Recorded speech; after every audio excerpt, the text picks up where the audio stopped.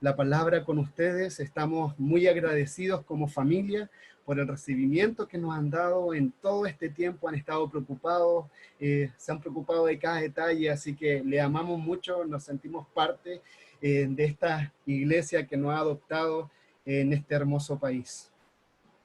Vamos a la palabra. Vamos a volver a Hebreos capítulo 13, versículo 10. Este sermón lleva por nombre Una comunidad bendecida que bendice. Lo leemos en el nombre del Padre, del Hijo, del Espíritu Santo. Nosotros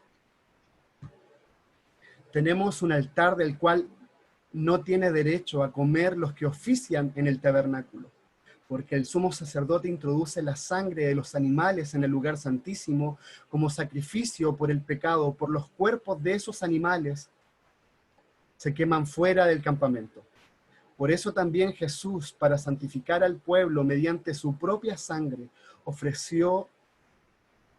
sufrió fuera de la puerta de la ciudad.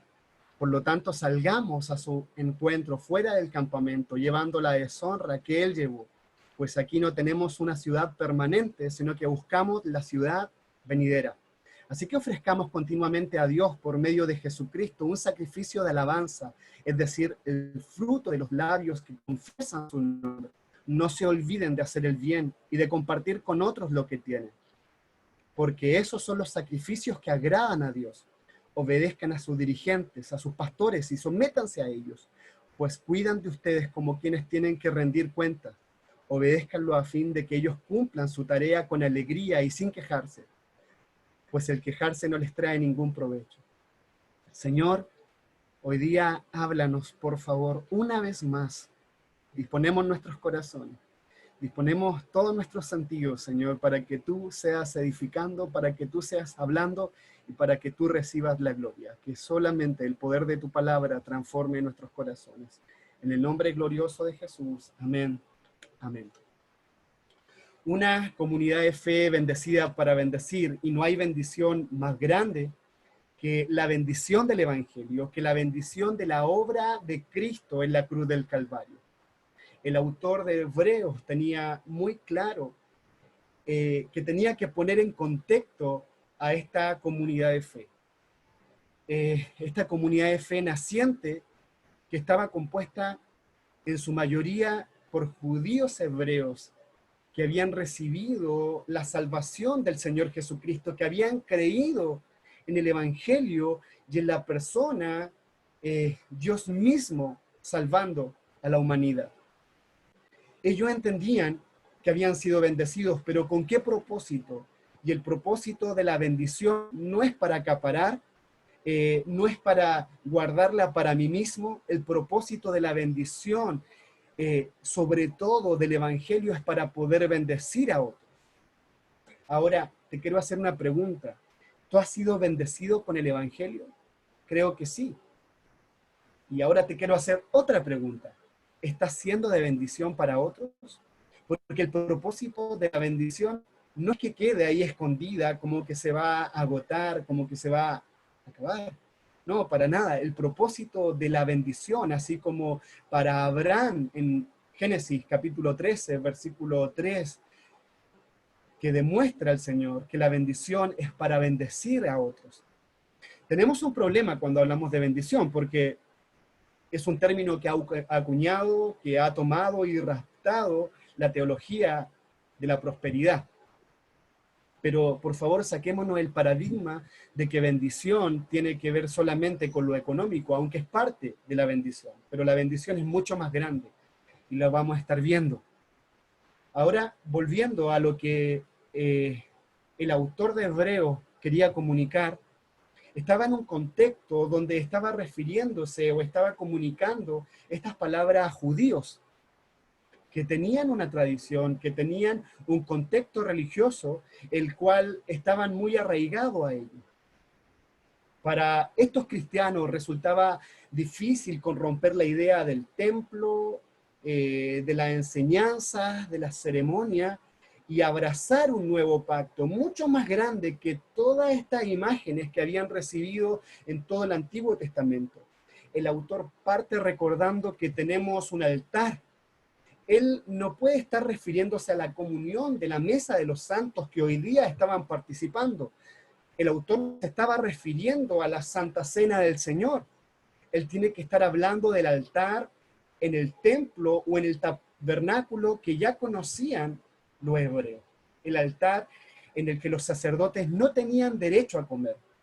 Tenía que ver con la celebración del día de la expiación, donde los sacerdotes no se les permitía comer del sacrificio.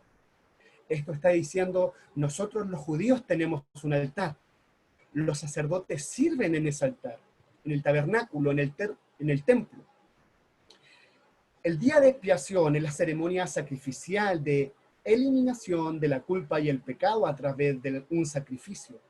Era un día que conocían muy bien los judíos. Esto ocurría cada cierto tiempo. Era el día donde el pecador, el culpable, quedaba suelto de cualquier pecado, de cualquier culpa, por medio de un animal, de un chivo expiatorio, un sustituto. En este día a los sacerdotes no se les permitía comer la ofrenda por el pecado. Se toman los cuerpos de los animales, estos cuerpos utilizados se sacan del lugar donde se criaron, son sacrificados fuera del campamento, fuera de la ciudad, y son quemados absolutamente como ofrenda a Dios. Recordando esto, el autor hace una analogía que se da para los cristianos de la comunidad de fe. A medida que el sacerdote no podía tener parte de los pecados del pueblo, asimismo el creyente debe estar fuera del campamento de este mundo, fuera del sistema pecaminoso y no siendo parte del pecado. Ya no somos parte de las normas, rituales y prácticas pecaminosas que el mundo nos pueda ofrecer. En Jesús podemos ver la foto, el cuadro, donde este día de expiación fue realizado de forma excelente, de forma perfecta, por nuestro gran sumo sacerdote, el Señor Jesucristo. Y no solamente el sumo sacerdote, sino que también el Cordero que se prestó para que nuestros pecados sean anulados, para que nuestros pecados sean borrados. Él es el Cordero inmolado. A Él mirad como el ejemplo máximo. Y su obra fue perfecta. Por eso que Jesucristo, en la última frase, en la cruz del Calvario, Él dice, tetelestai, que quiere decir, consumado es. Su sacrificio fue una obra maestra de redención. Y todo esto ocurrió fuera de las puertas de la ciudad, lo cual también Jesús santificó a la comunidad de fe que somos nosotros mediante la sangre de este nuevo y mejor pacto, padeciendo por sus escogidos fuera de la puerta. Jesús es el Cordero que quita el pecado del mundo. Esta analogía que nos trae el autor es una imagen para los cristianos de todas las épocas, no solamente para los hebreos en el primer siglo, sino también para nosotros que somos llamados a salir fuera de la ciudad de Babilonia, a salir fuera de la ciudad del pecado, a salir fuera de Sin City. Hoy por medio del sacrificio de Cristo somos separados del pecado. Ya no tenemos que ver con el pecado. Los sacerdotes se les permitía por lo general comer de las ofrendas que traía la gente, pero no se les permitía comer de esta ofrenda específica que era una ofrenda por el pecado. El sacerdote no podía participar de los pecados del pueblo, al igual el sacerdote no se le permitía ni siquiera participar de los pecados del pueblo, por eso es que él se tenía que santificar antes del sacrificio. Este llamado sigue vigente, ya que por medio de Cristo hoy día nosotros tenemos una particular singularidad, y es que ahora, por medio de Cristo, nosotros, como dice Pedro, somos reyes y sacerdotes. El sacerdote tenía una cualidad especial, y era la particularidad de reconciliar a los hombres con Dios. Nosotros tenemos un llamado, y es hacer reconciliadores. Se nos ha dado el ministerio de la reconciliación. Tenemos un llamado específico a separarnos del pecado del mundo, de los caminos del mundo y a correr a lo largo y ancho de la palabra de Dios. Ella es nuestra autoridad máxima, ella es nuestro modelo a seguir, ella es la que tenemos que considerar para tomar cualquier decisión en nuestra vida.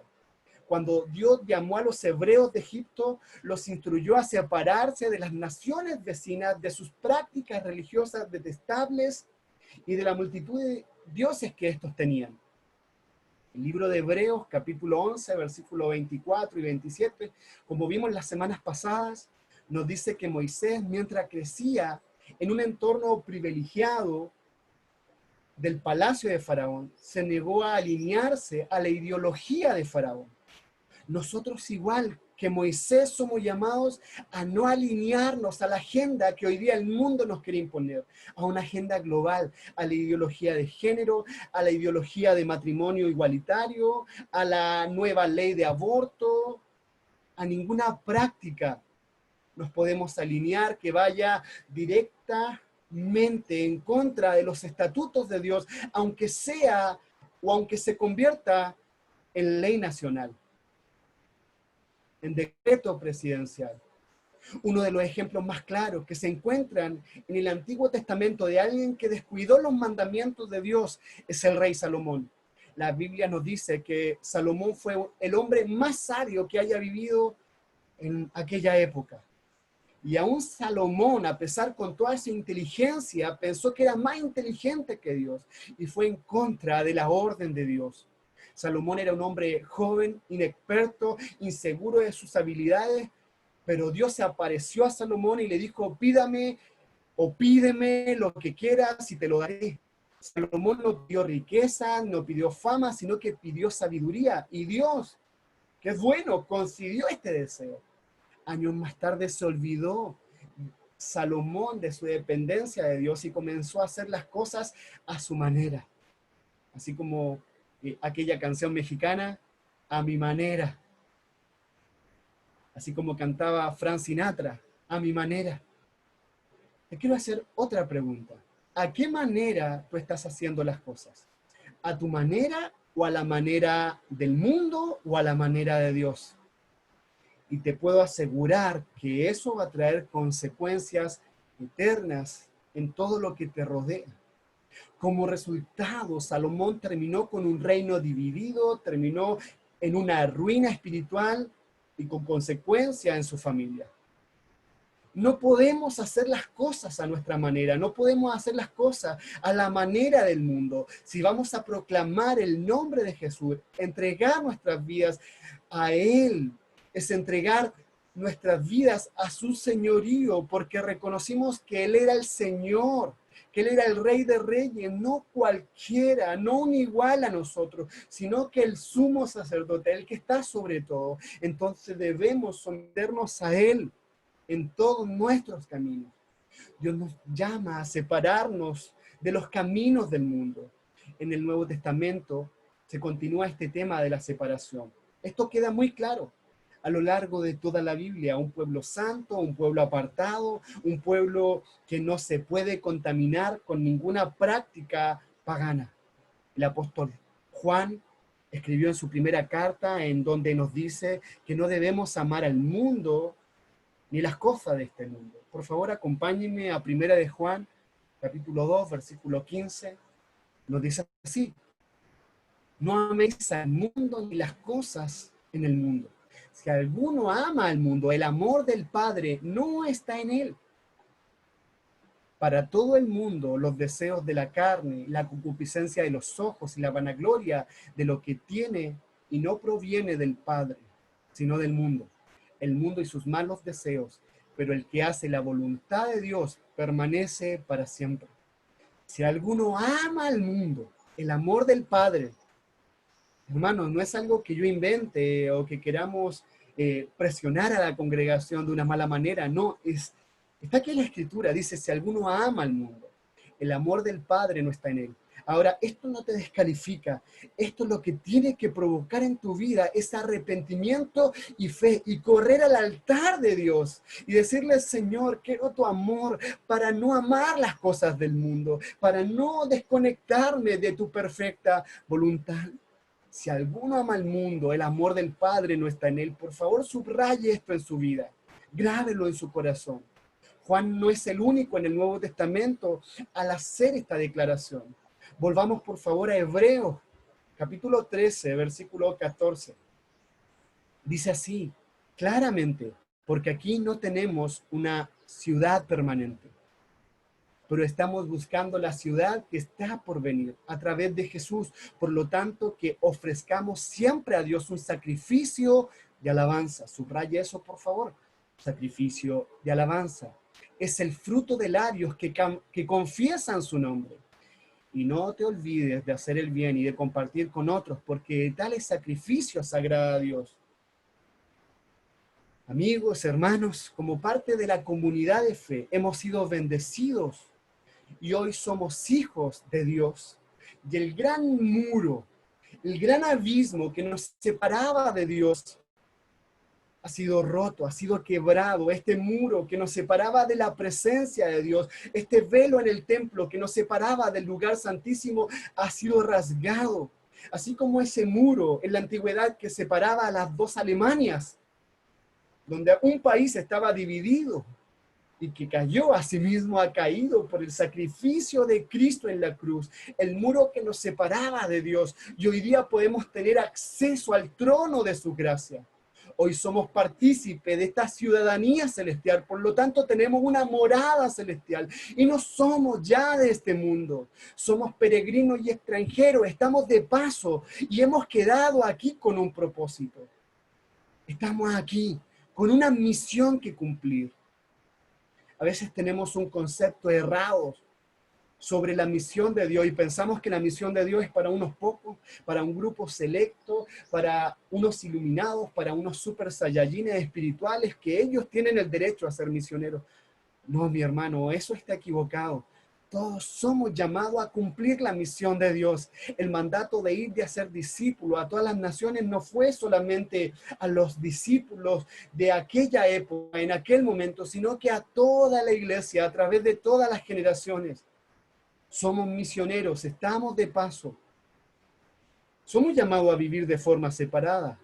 Ahora, en esto tenemos que ser muy cuidadosos porque por la gracia de Dios hemos sido bendecidos con todo esto que te estoy compartiendo, con la salvación, con la redención, con la santificación. Ahora somos reyes, somos sacerdotes. Pero tenemos que tener cuidado. Cuando hablamos de la llamada a ser separados para Dios y por Dios, tenemos que tener cuidado porque podemos caer en el extremo del fanatismo o el sectarismo. Esto nos puede conducir a algo que Dios nunca tuvo como intención. No significa que tenemos que escapar del mundo. No significa que tenemos que convertirnos en un monje, meternos en una burbuja y vivir en una secta ahí en una montaña. No, no se está refiriendo a eso el autor. Los judíos, escuchando el llamado de la separación a través del Antiguo Testamento hasta el día de hoy, lo malinterpretaron. Estoy hablando del pueblo hebreo. Ellos malinterpretaron y creyeron que su separación tenía que ver con una superioridad, con ser mejores, con creerse los únicos dignos de estar frente a Dios. Ellos malinterpretaron este llamado y creían que tenían una posición mayor. Ellos tomaron una posición de altanería, de soberbia y una actitud elitista. Muchos que leen este llamado de separación hoy día lo toman de la misma manera porque somos llamados a salir de en medio de Babilonia, de Roma, de Egipto o de cualquiera de estas ciudades que representan el mundo. Pero nosotros tenemos que entender que no somos llamados a convertirnos en seres antagónicos, en seres antipáticos, en aguafiestas espirituales, en moralistas, que porque no pecamos de la misma manera que el mundo, somos mejores. No, para nada, hermano. Nunca olvide que usted es salvo y que es sostenido en el pasado, hoy y mañana solamente por la gracia de Dios. No porque usted sea mejor, no porque usted guarde la palabra. Recuerde que es solamente la obra del Espíritu Santo lo que lo hace permanecer en esta fe gloriosa, que es la fe de Jesucristo. Tenemos que tener cuidado, hermano, de juzgar, de ponernos en una posición moralista o de supremacía espiritual. Es el Evangelio el que nos hace aceptos delante del Padre. Somos llamados a ser separados, a ser apartados, a vivir una vida santa. ¿Pero con qué propósito? Con el propósito de ser de bendición. Así como Abraham fue llamado a ser apartado, así nosotros somos llamados a ser apartados, a salir de en medio de ellos, pero para ser de bendición. Y estando en Él, estando en Cristo, podemos marcar la diferencia de forma positiva. Más que protestar en contra de los modelos de familia que son incorrectos. Ojo, que no estoy invitando a avalar el pecado, para nada, hermano, por favor no me malinterprete. No estamos llamados a avalar los actos inmorales, no estamos llamados a justificar el pecado, pero nosotros podemos demostrar con nuestro ejemplo de santidad, con nuestro ejemplo de familia, un sacrificio de alabanza que provoque en otros querer conocer al que adoramos. Que otros tengan curiosidad y digan, ¿cómo tú puedes llevar una familia sin engaño, sin exceso de alcohol, sin drogas, sin adulterio? ¿Cómo? Yo quiero eso. La comunidad no es llamada a construir un club privado VIP.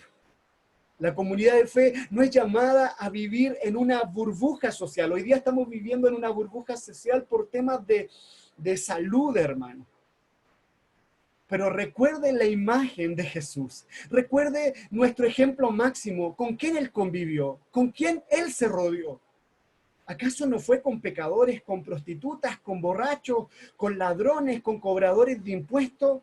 Aún así, Él nunca dejó su posición de santidad ni se mezcló con el pecado, sino que Él pudo estar en medio de ellos, viviendo una vida apartada. Nosotros somos llamados a traer el reino. La oración de Jesús fue, Padre nuestro, santificado sea tu nombre, que venga tu reino. Y esta tiene que ser nuestra oración. Nosotros somos llamados a traer el reino, a llevar el reino. Y la luz de Jesucristo a donde hay oscuridad. Hoy día hay un mundo en crisis, hoy día hay un mundo sin esperanza, hoy día hay un mundo que está sumido en el pecado.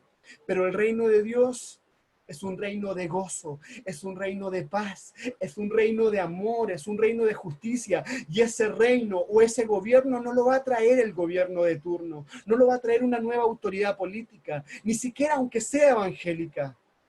No, hermano, ese reino lo traen los hijos de luz, los hijos de justicia, aquellos reyes y sacerdotes que entienden cuál es su rol en este mundo. No sé si alguna vez usted se ha preguntado esto, yo me lo pregunté en alguna oportunidad.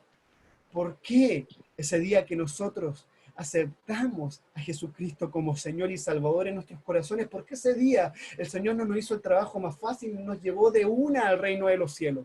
¿Por qué no nos llevó ante su presencia en ese momento? ¿Sabe por qué no lo hizo? Porque aún hay una tarea que cumplir. Hay una misión que cumplir, y es que podamos vivir una vida como un sacrificio de alabanza. Y el sacrificio de alabanza no es como lo entienden algunos católicos romanos, que tiene que ver con lacerar su cuerpo y dañarse físicamente o caminar de rodillas tantos kilómetros. No, para nada, hermano, sino que ser un sacrificio vivo por aquellos que todavía no conocen el gran sacrificio de Cristo.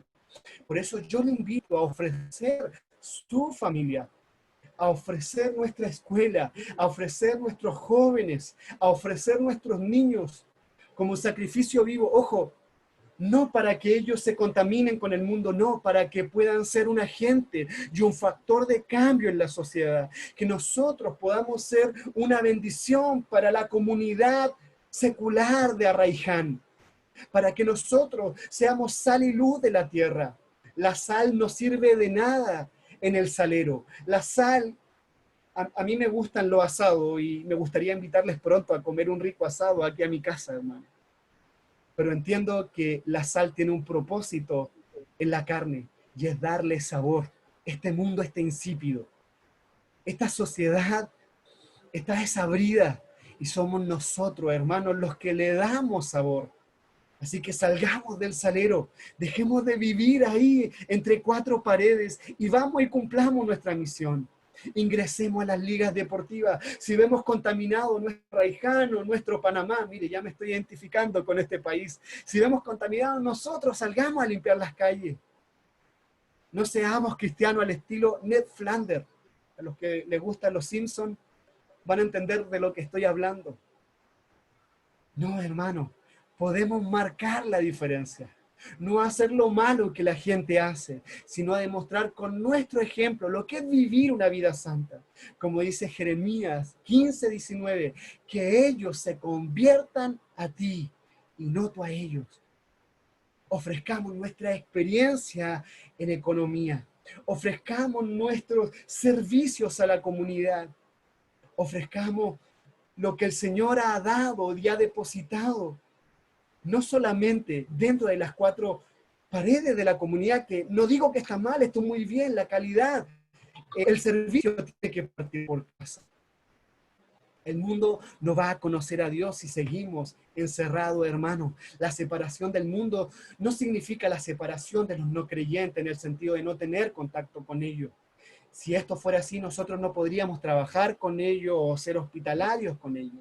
A veces nos preocupa más la reputación de lo que puede decir un hermano de la iglesia que lo que Dios dice con respecto a nuestros actos. Hermano, no seamos religiosos, no seamos fariseos. Si no te acercas al homosexual, si no te acercas al drogadicto, a la prostituta, al mentiroso, al ladrón, al adúltero, al orgulloso, al borracho, ¿cómo esa persona va a conocer el evangelio de Jesucristo? En cuanto a la separación del mundo, es una actitud constante en contra del pecado. Y así como Dios odia el pecado, nosotros debemos odiar al pecado, pero no odiar al pecador. Subraye eso. Nunca olvides de donde Dios te sacó. El llamado a vivir fuera es un llamado a soportar valientemente por la causa de Cristo.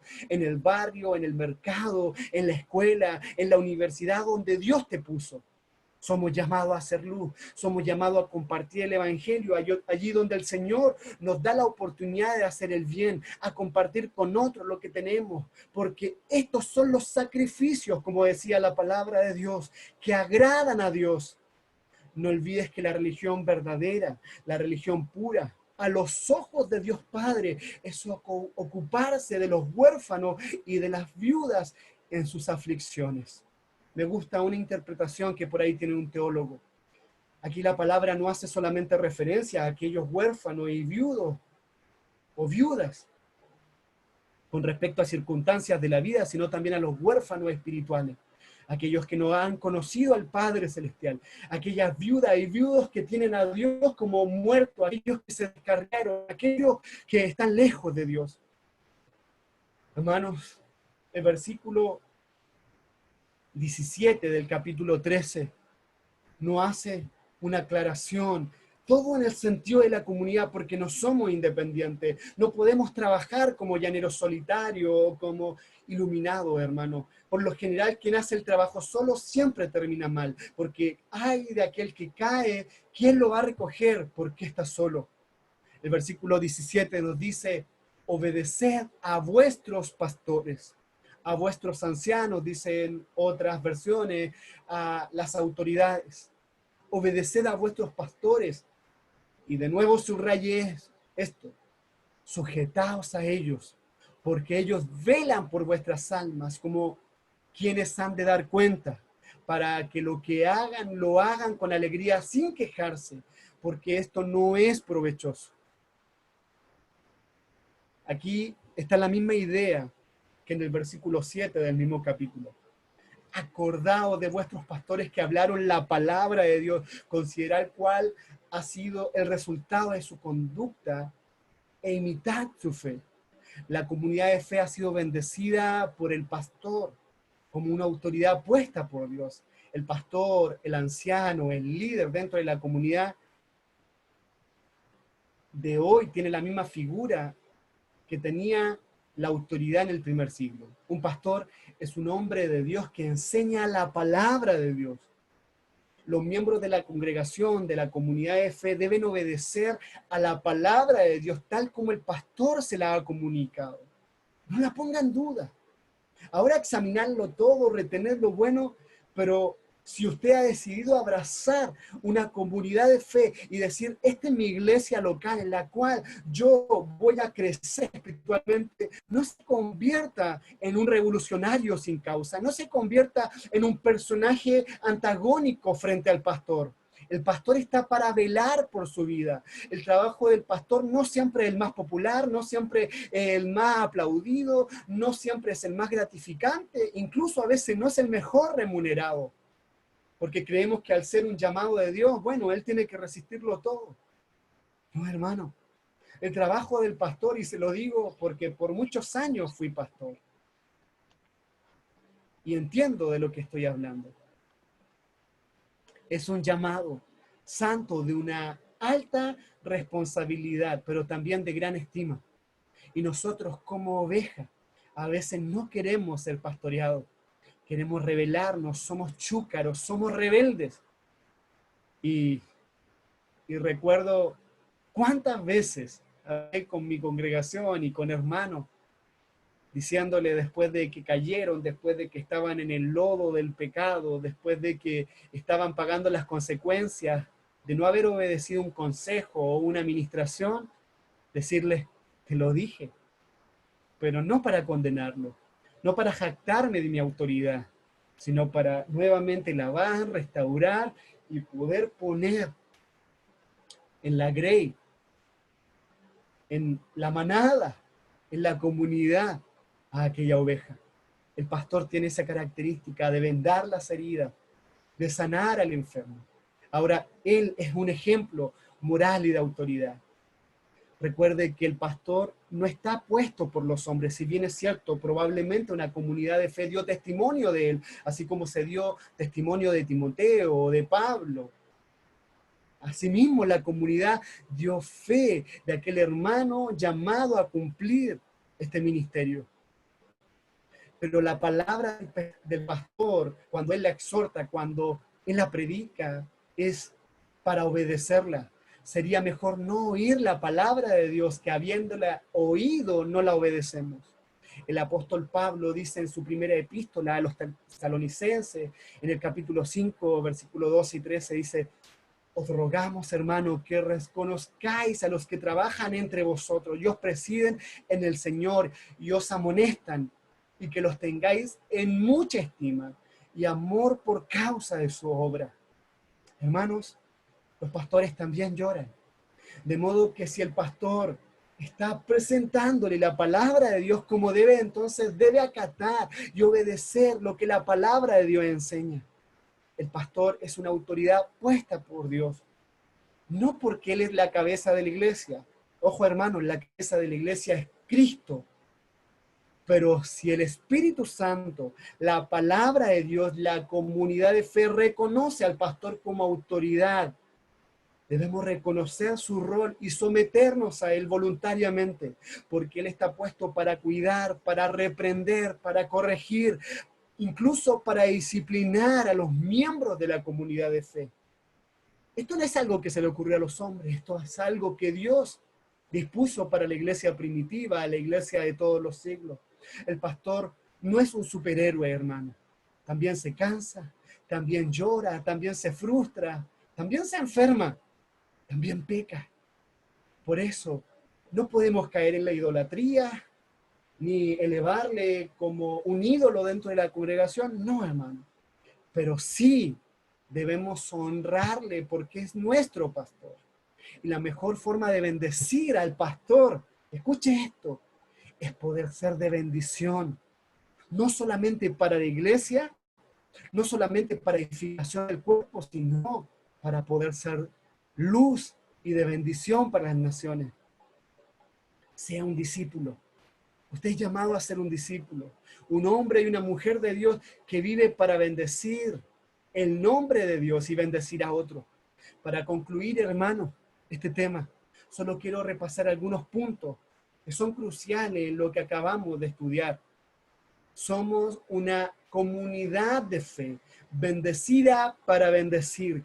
Y si no estás bendiciendo, pregúntate si estás entendiendo el Evangelio, si estás entendiendo lo que Cristo hizo en la cruz del Calvario, si estás entendiendo lo que significa el glorioso sacrificio de Jesucristo. Somos llamados para salir fuera. Somos llamados para apartarnos de todo aquello que va en contra de la palabra de Dios y en contra del pecado. Apartados de toda práctica que nos aleje de Dios. A veces nos acercamos a nuestros líderes y les preguntamos, a veces para querer acomodar las cosas a nuestro favor, ¿cierto? Tenemos doble intención a veces y decimos, ¿será pecado esto? ¿Será pecado esto otro? Mira, una forma fácil de responderte esa pregunta es preguntarte a ti mismo, ¿esto que estoy haciendo está bendiciendo a Dios? ¿Está bendiciendo el nombre de Dios? ¿Está bendiciendo el nombre del Señor Jesucristo? ¿Y está siendo de bendición para mi prójimo? Recuerda esto, que el pecado siempre va a traer daños colaterales. Siempre va a dañar a alguien. Por eso que Dios odia el pecado. Segundo, la razón por la cual Dios tiene a la iglesia en este mundo. Primero es para que sea columna y baluarte de la verdad, para que sea un faro. Usted conoce los faros. Los faros están para alumbrar, para guiar a las embarcaciones y que no pierdan el rumbo, para que no choquen, para que no se destruyan. Asimismo, nosotros somos llamados a ser faro, a ser luz, a poder llevar bendición a las naciones. Y las naciones pueden ser en la India o también pueden ser con mi prójimo, con mi vecino. Debemos vivir una vida, como decía la palabra, como un sacrificio de alabanza, siendo de bendición para otro. Y no espere tener los bolsillos llenos para ser de bendición para otro. Usted puede bendecir con sus dones, con sus talentos, con su servicio. Jóvenes, sean de bendición. A veces somos luz del mundo y oscuridad de la casa. Chicos, chicas, ayuden a sus padres con los servicios del hogar. A veces quiere ir a ganar al mundo para esto, pero todavía no ganas a tus padres, así que parte por ahí. Hermanos, obedezcamos a nuestro pastor, obedezcamos a la autoridad, al líder de jóvenes, al líder de las mujeres o de los hombres. Obedezcamos, están puestos como autoridad. Y como dice Romanos 13, ir en contra de la autoridad es ir en contra de Dios. Así que dura cosa es, como decía Pablo, ir en contra de la voluntad de Dios, ir en contra de Dios mismo en la imagen de esta autoridad. Fuimos bendecidos, hermano. Aunque tenga poco, aunque a lo mejor su refrigerador, su alacena, el lugar donde tienen los alimentos está vacío en este momento. Aún así usted tiene la bendición más grande de todas, y es la bendición de la salvación, y es la bendición de poder tener morando al Espíritu Santo en su vida. Hermanos, somos bendecidos para bendecir. La razón de la existencia de la iglesia, la razón por la cual la iglesia hoy día está en este mundo, es para poder ser de bendición para aquellos que todavía no son iglesia. Aún hay millones esperando poder alcanzar la bendición más grande, aquella bendición que se entregó por nosotros en este sacrificio perfecto, el Cordero inmolado, la bendición de Jesucristo. Oremos, hermano. Señor, te alabamos, te bendecimos por tu palabra. Señor, es ella nuestra autoridad máxima. Y te pedimos, Señor, que ella hoy día abra nuestros ojos y nos dé entendimiento y que podamos ser fieles. Y como decía tu palabra, Señor, ser un sacrificio vivo para que podamos bendecir a otros, para que podamos ser esos reconciliadores que tú nos has llamado a ser, para poder ser luz para nuestro hogar, para nuestra familia, para nuestros hijos, Señor, para la comunidad en la cual estamos viviendo, para poder ser factores de cambio a un mundo que está en crisis. Señor, danos sabiduría, entréganos tu visión, cómo podemos ser un aporte en este mundo que sufre y que muere buscando esperanza en el lugar donde no hay. Gracias, Señor. Que tu nombre sea glorificado siempre. Que podamos vivir de forma apartada. Que podamos vivir no haciendo las prácticas paganas, idolátricas que el mundo tiene, sino que podamos vivir una vida como es digna del evangelio que nos ha sido predicado. Gracias, Señor. Ayúdanos, Señor, a honrar a nuestro pastor. Ayúdanos, Señor, a honrar a la autoridad que tú has puesto para guiarnos, para bendecirnos, para disciplinarnos, Señor, y para enseñarnos la palabra. Señor, no permita, Señor, que nosotros nos convirtamos en rebeldes sin causa, que nos convirtamos, Señor, en personajes, Señor, que están atornillando al revés, Señor, en tu misión. Gracias, Dios bueno, por tu palabra. Gracias, Señor. Y decimos sólida gloria, solo a Dios la gloria por los siglos de los siglos, en el nombre del Padre, del Hijo, del Espíritu Santo. Amén y amén. Que Dios les bendiga, hermano.